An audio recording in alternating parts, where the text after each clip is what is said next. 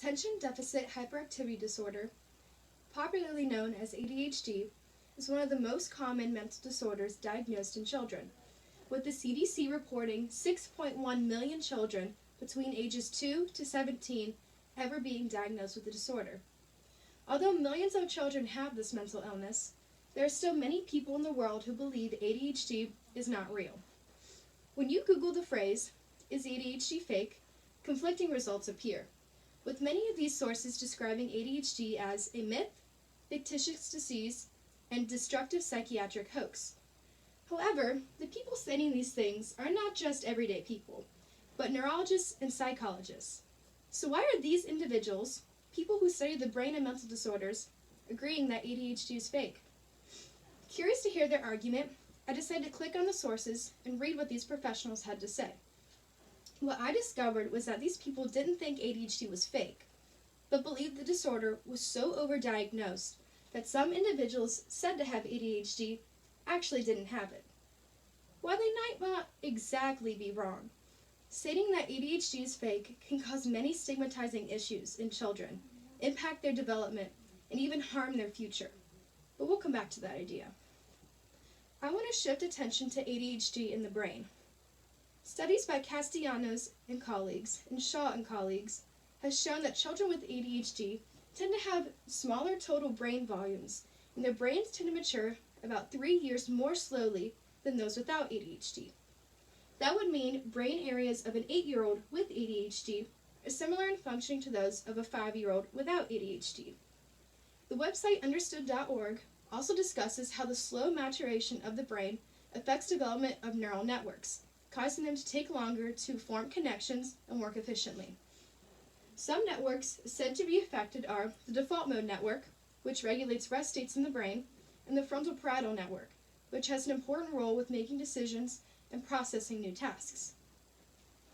Brain volume and maturation aren't the only factors, though, that contribute to ADHD.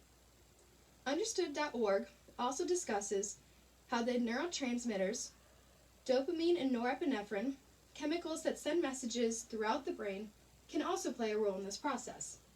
These chemical messengers are said to be underregulated in certain brain regions, ultimately impairing their functioning. Some brain areas impacted are the limbic system, which regulates emotions, the basal ganglia, which regulates brain communication, and the prefrontal brain regions, which are responsible for behavior regulation, making decisions, organizational skills, and attention. To put all of these words into meaning, children with ADHD have a harder time controlling their behavior, attention, and emotions because their brain regions and neural connections are underdeveloped. They require more time to process and respond to information from their environment than other children their age without ADHD. This slow processing can potentially lead to social issues if an adult or peer doesn't understand the disorder, and can make the child appear as if they don't listen, misbehave, and don't apply themselves to their work. Not only can children's actions be misunderstood by the public, they can also be stereotyped.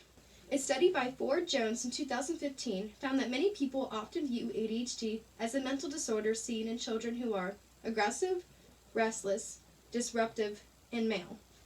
Girls can get ADHD. It's just their symptoms aren't as outwardly shown as boys. This is because research shows that boys are more likely to be diagnosed with hyperactivity symptoms of ADHD, which include things like fidgeting, blurting out answers, and difficulty remaining seated, while girls are more likely to be diagnosed with inattentive symptoms of ADHD, which include difficulty concentrating, issues with following instructions, and being easily distracted. So when girls have hyperactive symptoms of ADHD and boys have inattentive symptoms of ADHD, they are often overlooked and misconstrued.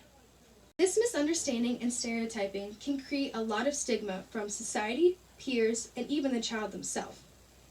Societal stigma can be expressed by peers, teachers, and even strangers. According to a study by Meza and Associates, peers are often afraid of children with ADHD because of their outward symptoms, like aggressive or angry behaviors, are seen as threatening or dangerous and can make the children unwilling to interact with the child with ADHD. And these opinions can begin as young as preschool.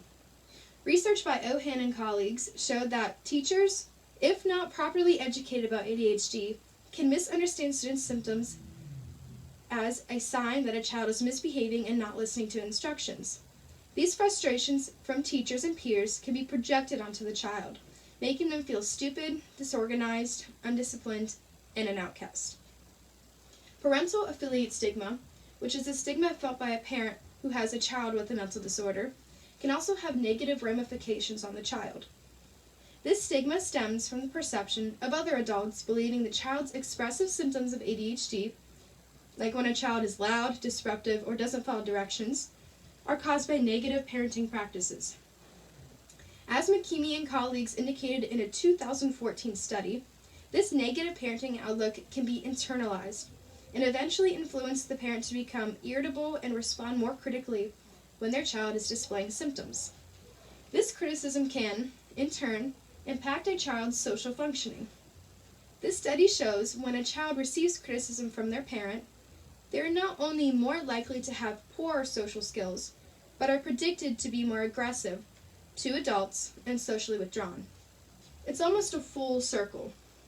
When teachers and peers have negative views of a child with ADHD, it can affect the way a parent treats that child, which therefore reinforces that child's behavior. This stigma from parents, teachers, peers, and strangers can cause an individual with ADHD to develop self-stigma, or a negative view of themselves due to their mental illness. Research by Barber and Associates demonstrates that negative social perceptions can cause an individual to internalize their feelings, not only leading them to create negative self-perceptions, but develop lower self-esteem and confidence as well.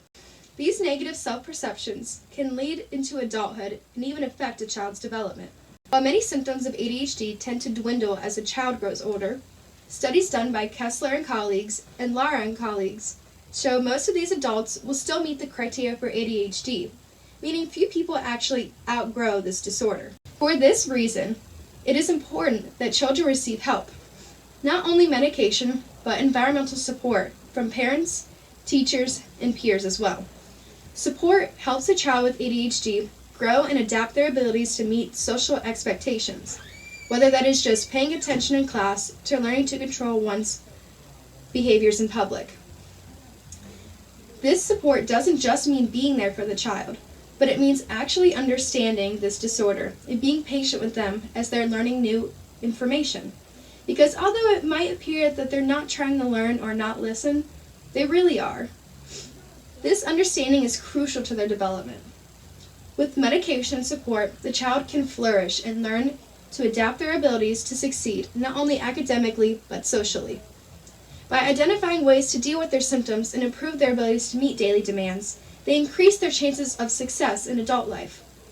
However, when a child doesn't receive the right treatment and support, this could be detrimental to their future. When a child feels unintelligent and incapable of meeting just regular daily tasks, they are going to probably do more poorly in school and hurt their chances of going to college and finding a stable job. This is the reason why neurologists and psychologists shouldn't use the phrase ADHD is fake.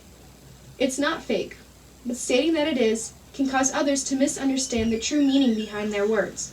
And if neurologists and psychologists say it enough, they can even cause themselves to believe it, not only enforcing stigma against these children from others listening to their opinions, but themselves as well. As a society, we need to work together to educate our peers, our friends, and our families about what ADHD truly is, because how we treat children now will affect their future. Thank you.